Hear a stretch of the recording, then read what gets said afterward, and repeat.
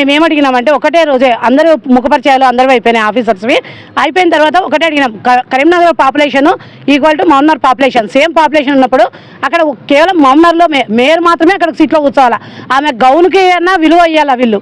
ఆమెకు ఒక నల్ల గౌన్ కల్పించినారు, ఆ గౌన్ కన్నా విలువ ఇచ్చి ఆమెను ఒక్కటే కూర్చోబెట్టి మిగతా వాళ్ళందరూ కింద కూర్చొని సమాధానం చెప్పని మేము అడిగినాం. అది కాదు మేమందరం ఈక్వాలిటీ కూర్చుంటామంటే దాని మూలకంగా మేము బైకాట్ చేసినాం. మేయర్ గారు చెప్పారు కదమ్మా, మీరు మా పర్మిషన్ ఉంటే కూర్చోవచ్చు అని చట్టంలో ఉన్నది. ఎక్కడ లేని చట్టం, ఓన్లీ మహమ్నార్కి కార్పొరేషన్కి వచ్చిందా చట్టం? వేరే మరి జిహెచ్ఎంసీ లేదు, కరీంనగర్ లేదు, వరంగల్ లేదు కదా, కేవలం మహమ్నార్కి మాత్రమే వచ్చిందా కార్పొరేషన్ చట్టం? అది కాదు కదా. ఈ మేయర్ గారు కూర్చోబెట్టుకున్నారు కాబట్టి అది ఎందుకు, ఆమె మేయర్ గారు సమాధానం చెప్పలేకనా?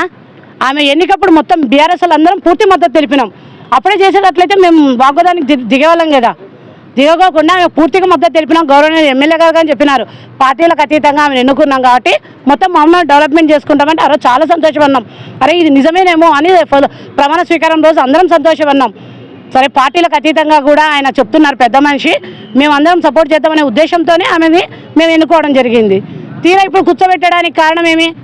సరే అందరికి కింద కూర్చొని ఆ బడ్జెట్ని ఆమోదిస్తుంటే మేము కానీ అది ఆ విధంగా జరగకోకుండా ఆమెను ఒక్కటే అందరితో పాటు కూర్చోవడం ఎంతవరకు కరెక్ట్ చెప్పు? అందుకే మేము మొత్తం బీఆర్ఎస్ కార్పొరేటర్లంతా బైకాట్ చేసినాం. మేయర్ మాత్రమే కూర్చోవాలా, డిప్యూటీ మేయర్ కానీ ఎమ్మెల్యే గారు కానీ ఈక్వల్ టు కమిషనర్ సార్తో సహా కింద కూర్చోవాలా. సరే వాళ్ళకంటూ మాతో పాటు కూర్చోమని నేను చెప్పట్లేదు, మాతో పాటు ఫ్రంట్ సీట్లో కూర్చోబెట్టండి, ఒక టవ్వాలు వేయండి వాళ్ళకి. ఇప్పుడు అదే సీట్ కింద వేసి కూర్చోబెట్టి ఆమెను ఒక్కటే పైన కూర్చోబెట్టమని మేము కోరినాం. జిహెచ్ఎంసీలో మాత్రమే ఆ రకంగా ఉంటుంది, మున్సిపల్ కార్పొరేషన్లో ఇట్లా ఉండదని గౌరవ ఎమ్మెల్యే గారు చెప్తున్నారు. దాన్ని ఏమంటారు?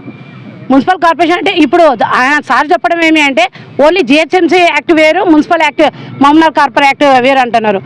నేను అదే చెప్పిన. ఇప్పుడు సరే నేను హైదరాబాద్ గురించి మాట్లాడడం లేదు, కరీంనగర్ కానీ వరంగల్ కానీ ఇవన్నీ కనుక్కోండి. వాళ్ళు ఏ రకంగా కూర్చోబెడతారో అదే విధంగానే మహమ్నార్ కార్పొరేషన్లో కూర్చోబెట్టి బడ్జెట్ కానీ కౌన్సిల్ మీటింగ్ కానీ జరపమని మేము కోరినాం.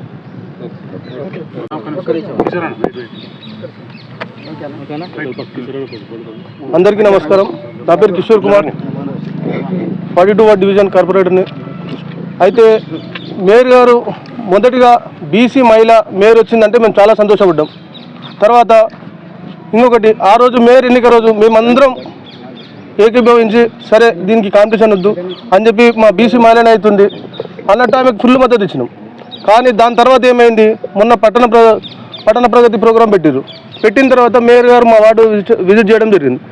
ఆ రోజు మేయర్ గారు ఎమ్మడి కనీసం ఒక ప్రోటోకాల్ లేదు, ఒక ఏఈ లేడు, ఒక ఈ లేడు, ఒక డిఈ లేడు.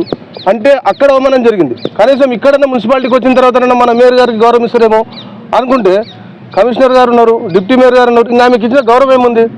ఇప్పుడు అడిగితే ఆన్సర్ ఏంటంటే మీరు మేయర్ ఒక్కరే కూర్చోబెట్టాలంటే ఇంకా ముందలు చేయాలి, హాల్ ముందలు చేయాలి. అంటే హాల్ సరిపోయినప్పుడు కార్పొరేషన్ ఎందుకు? మనకు మున్సిపల్ మనం మాట్లాడుకునే హాలే పెద్దగా లేకపోతే పేరు కార్పొరేషన్ పెట్టుకోవడానికి ఏం లాభం? అవసరమా? ఇప్పుడు గట్కేశ్వర్ ఉంది, గట్కేశ్వర్ కూడా చిన్న కార్పొరేషనే చూడండి, అది కూడా కరీంనగర్ ఉంది చూడండి ఒకసారి. ఎందుకంటే ఒక మేయర్ గారు వాళ్ళకు ఉన్నత స్థాయి పెట్టి మిగతా వాళ్ళందరూ ఏదన్నా సరే కింద కూర్చోండి సపరేట్గా. వాళ్ళు మాకంటే కార్పొరేట్ల కంటే కొంచెం పెద్ద స్థాయి ఇచ్చినా సరే కానీ మేయర్ గారికి అయితే గౌరవం ఇవ్వాలి కదా. ఒక బీసీ మహిళని ఇట్లా చేసినందుకు మా బీఆర్ఎస్ పార్టీలు అందరం బైకాట్ చేసి బయటికి వెళ్ళొచ్చు. ఇప్పుడు అంటే డిప్యూటీ మేయర్ గారు పైన కూర్చున్నందుకు మీ ఆబ్జెక్షనా, లేకపోతే టోటల్గా ఆఫీసర్లు కూర్చున్నారు? డిప్యూటీ మేయర్ గారు కాదండి, మేయర్ తప్పించి ఎవరు కూర్చోవద్దు. ఏమన్నా ఉంటే ఆఫీషియల్గా ఉంటేనేమో కమిషనర్ గారు మాట్లాడతారు, కమిషనర్ గారు అనుసరిస్తారు. ఇంకోటి ఏమన్నా ఉంటేనేమో మేయర్ గారు అనుసరిస్తారు. అయితే ఇంకొకటి ఏంటంటే కమిషనర్ గారు చెప్తున్నారు మేయర్ గారు ఒప్పుకుంటే కూర్చోవచ్చు అంట. అంటే మేయర్ గారు ఒప్పుకుంటే ఎవరైనా కూర్చోవచ్చా? మేయర్ గారికి ఇష్టం ఉంటే వాళ్ళ ఇంట్లో తీసుకొని కూర్చోబెట్టండి, మిగతా వాళ్ళ పార్టీ ఆఫీస్ ఉంది ఆడ కూర్చోబెట్టుకోండి. కానీ ఇది మున్సిపాలిటీ కార్పొరేషన్ అనగా ఓన్లీ వాళ్ళకు మాత్రమే గౌరవం ఉంటుంది. ఇక్కడ పార్టీలకు అతీతంగా ఉంటుంది మొత్తం ఏమన్నా సరే. మేయర్ గారికి గౌరవం ఇస్తేనే మేము ఉంటాం, మేయర్ గారికి గౌరవం ఇవ్వము, మేయర్ గారు చెప్తే కూర్చుంటాము.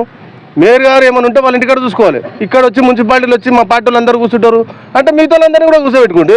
మేము 16 మంది మాత్రం ముందర కూర్చుంటాము, మేము 16 మంది ముందర కూర్చుంటాము, బీజేపీ ముందర కూర్చుంటాము, మిగతా మొత్తం 33 34 ముందర కాంగ్రెస్ వాళ్ళందరూ సేవ్ చేసుకోండి.